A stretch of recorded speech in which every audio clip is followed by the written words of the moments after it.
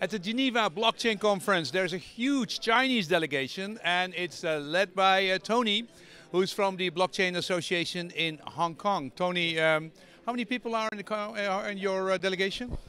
This time we have a group of about 25 people from all over China, including Beijing, Shanghai, Suzhou, Shenzhen, and Hong Kong.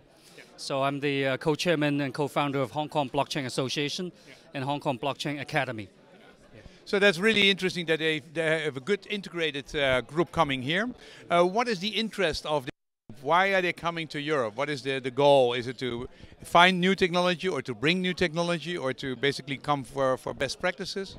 I believe the China Davos delegation has been, this is like the 4th year. Yeah. So it's my first time here as part of the delegation. I've been to Zurich and Zug before, Crypto Valley for my other crypto exchange and investment business. Yeah. But I think most of the companies are looking just to learn the blockchain world in Switzerland, and this time there's a few things that's announced. The Blockchain Research Institute.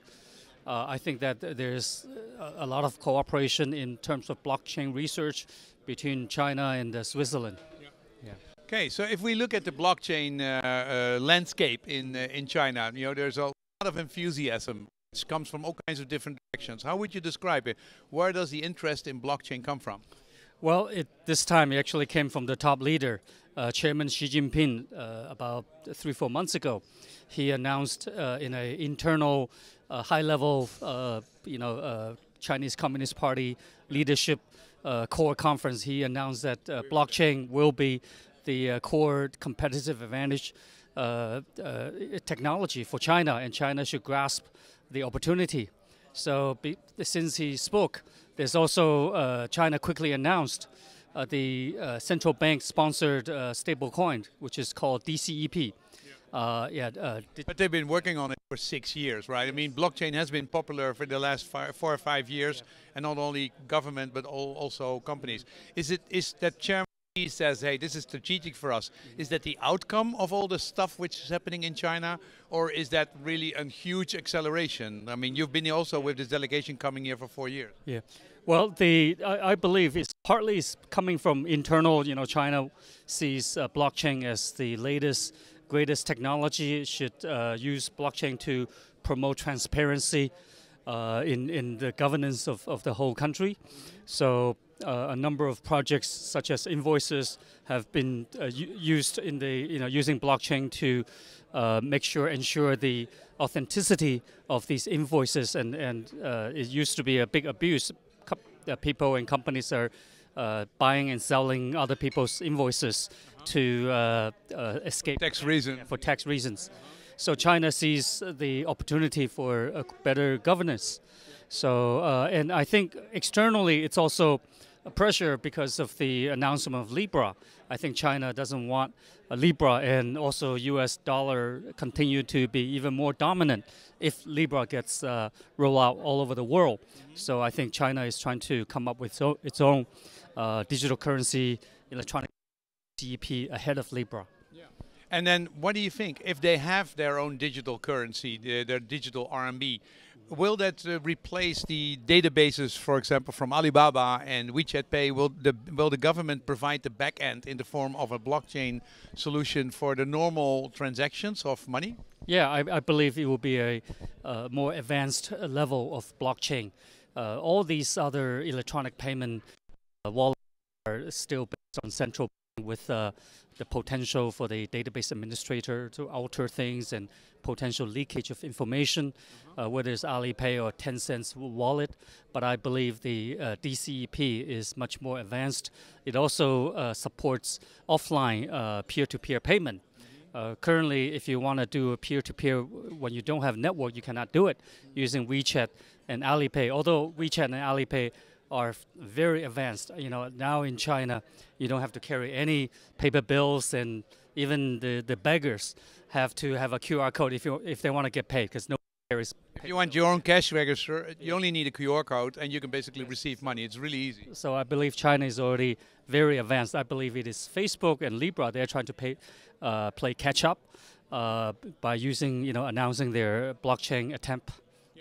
So then, but now it's two big companies, WeChat and Alipay, which are dominating the transactions in America, in China.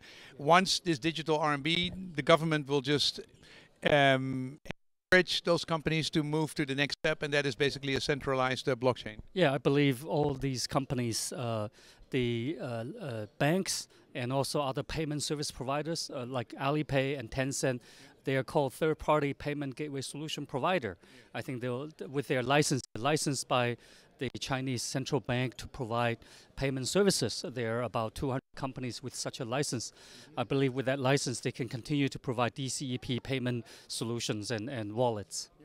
And how long will this process take? Because now they're experimenting in 2 provinces. How fast will this spread? Is this a 5-year project, a 10-year project? What do you think? I think it's going to come before Libra. I think when China sets its mind to do something, whether it's a high-speed bullet train or bridges and tunnels and DCEP, I think it will come out. And I don't have the exact timeline, but I think that they've done a lot of pilots, and I think that and another thing is DCEP. In addition to the domestic usage, I think is China's attempt to roll out renminbi to all over the world. So for cross-border transactions, because right now Chinese citizens are only allowed like up to 50,000 of US dollar foreign currency per year, and when they go across the border, for example, from China into Hong Kong, they're only allowed to carry 20,000 renminbi across the border. So with DCEP, I think that would increase people's allowance for foreign currency. I believe next to China, all these Asian countries, APAC countries will pick up, with so many Chinese traveling in Southeast Asia, from Philippines to Vietnam, Cambodia, Indonesia, and so on. 4 million people a year, right? Yep, I think that they will be bringing the DCEP and the wallet, and they will spread this digital currency from China to all over the world. Money creation, which is now basically the commercial or the banks are doing that. Do you think that also will go back to the central, to the Chinese central bank? Well, this DCEP is designed to be, so it's only there to provide cash. Addition to, it doesn't allow right now for DCEP, but in the future, I believe M2 will also convert into using DCEP. Then if we look at the companies, what are the big focus? You said already electronic invoices and the verification of documents. That's of course verification of documents and and of products. That's everywhere in the whole industry. Where do you see the most projects happening? Well, it's usually related to digital content, electronic intellectual properties. I know music companies have been exploring blockchain to track their IPs. And in Hong Kong, where I live, and Hong Kong is a financial center, so I see the banks are, for example, HSBC, they're beginning to use blockchain to track the letter of credit and consumer credit data. So I think, and also the Hong Kong regulator, the Securities Futures Commission (SFC), last year in March of 2019 announced that Hong Kong will allow government-approved regulated security token offering (STO). So the rules and regulations are in place, and in November 6th of 2019, the SFC also announced the licensing requirement for virtual asset service platform, virtual asset trading platform.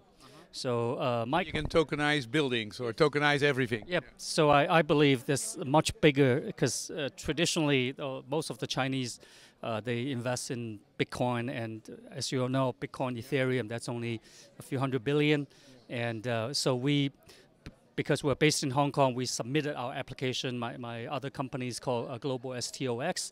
We have submitted our application to become one of the first guys to become, hopefully to receive the license.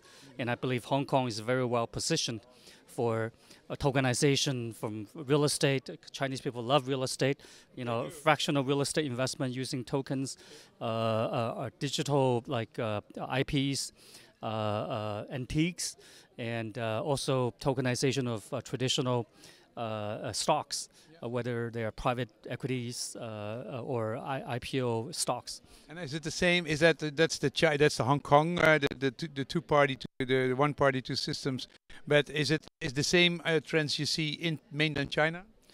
In China, China does not allow crypto exchanges, so no one has the license. But an STO is something completely different. STO, well, if you read government approved STO. I think that's longer in the future, because the most recent announcement by Chinese government, the official line is they still prohibit ICOs, IEOs, and STOs. So the Chinese government, they support the blockchain research development application of blockchain, but they do not allow issuance of coins unless you are the government. Now I heard from people in mainland China that they say, hey, we're a low trust society. We don't trust each other. We basically always need to verify, and therefore we need blockchain. Is there some truth in that? I believe so. In traditional, in China, the financing cost is very high.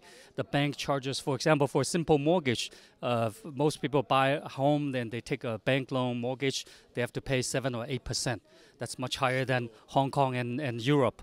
I think in Europe. How much is it in Hong Kong? Hong Kong, 2%. Yeah, so it's the same as Europe. So all kinds of lending. The money is expensive in China because of, I think, a lot of issues. Some of these are related to the availability of credit history. So if you have high default rates, then that means the interest will be high. Yeah, but in general, it's 7%, and that's also because of low trust, and also because the people are really interested to go after themselves.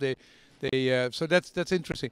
Other last fields you have seen? Is there something happening in mainland China? Something which is big? Well, I mean, like energy or identity or other things? Internet and artificial intelligence. I think China's adoption of AI and big data is just moves much faster than the rest of the world, because the government can easily roll out, for example, facial recognition. And now in Chinese, all over China, high-speed rail, train stations, airplane check-ins, they accept ticketless. So check-in, so you don't have to carry any phone or any wallet, any ID, just scan your face. So the government has all the facial and your biometric data in China. People accept it pleasantly? People don't complain. And I think, yeah, some people do like it because the criminals cannot hide. Yeah. And it has, I think, at the sacrifice of certain personal privacy, I think people are gaining a lot of security and safety. So, thank you very much for coming to Europe, Tony, and to explaining us about it. My pleasure. Thank you.